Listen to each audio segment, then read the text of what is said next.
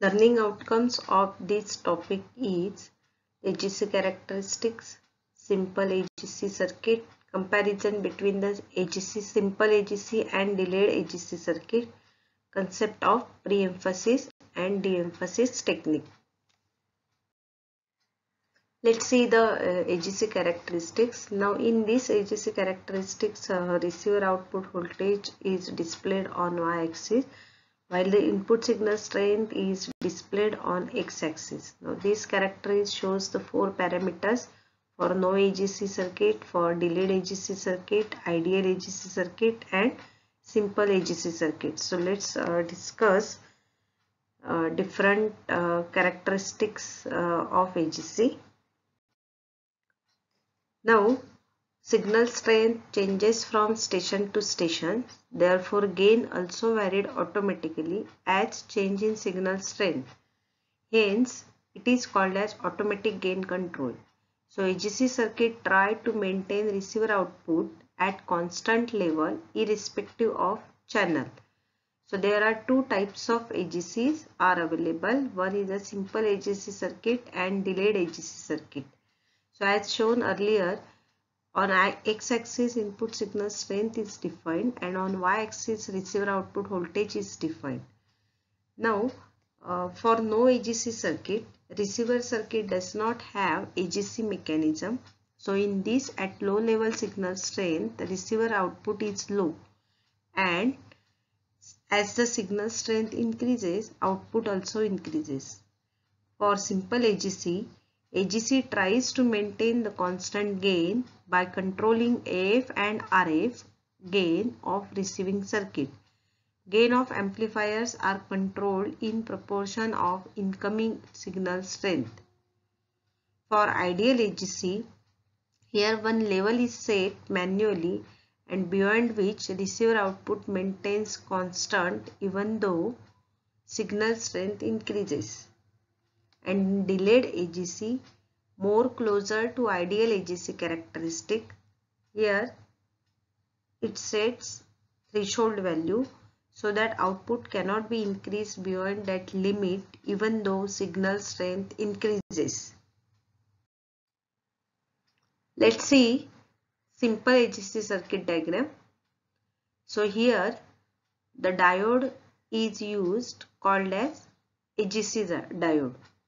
When the anode voltage of diode is greater than cathode voltage, then it will conduct. In delayed circuit, after threshold level, receiver output level maintain constant. For signal strength circuit do not work. For low signal strength circuit do not work. It means it will not do any DC bias or do not produce any receiver output. Here low pass filter is used. Second circuit is low pass filter. So this low pass filter removes high frequency or AF component and produces DC output.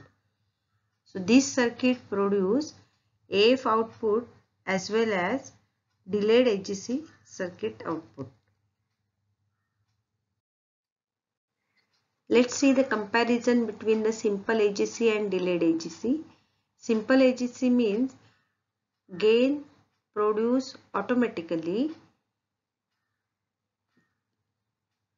from the starting point of initial point, and delayed AGC means AGC bias is not applied until the input signal strength reaches at the particular level. Now the diagram shows here. For simple AGC, as the gain for lower strength output will be low and for higher one it is high, and here receiver output, the output is slowly increases. Third point is in simple AGC, reduction in gain for weak signals. Okay, and for delayed AGC, no reduction in gain for weak signals. Simple AGC generally used in domestic radio receiver circuit, while the delayed AGC is used in high quality receivers like communication receiver. Let's see the concept of pre-emphasis. So pre-emphasis means boosting of signal. So generally in case of transmission and reception, some signals are weak in nature. So signal strength of that signals varies from station to station. So weak signal cannot pass properly. So it is necessary to increase the intensity of weak level, and for that purpose pre-emphasis technique is used.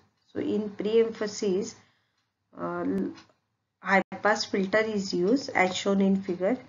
So here the capacitor, to this capacitor AF input is connected, and at the output side, that is across the resistor, we will get the output. So as the input is applied to the capacitor, so if it is a high frequency, then it passes through capacitors, and output will be displayed across register R. For low level frequency it cannot work. So pre-emphasis is generally operates at high pass filter. Now this circuit basically it is used at the transmitter side and performed before modulation. Another concept is de-emphasis. So as we increase the strength of signal, of weak signal, and passes over the transmission. So this process performs at the transmitter side. So similarly at the receiver side we need to uh, come back to the signal to its original level, and for that purpose de-emphasis technique is used. So de-emphasis is a low pass filter as shown here. So first resistor is there and a capacitor is there.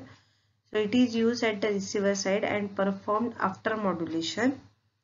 It is applicable for pre-emphasis, and de-emphasis technique is applicable for frequency modulation only, because the frequency modulation operates for higher frequency only, hence it produces more noise.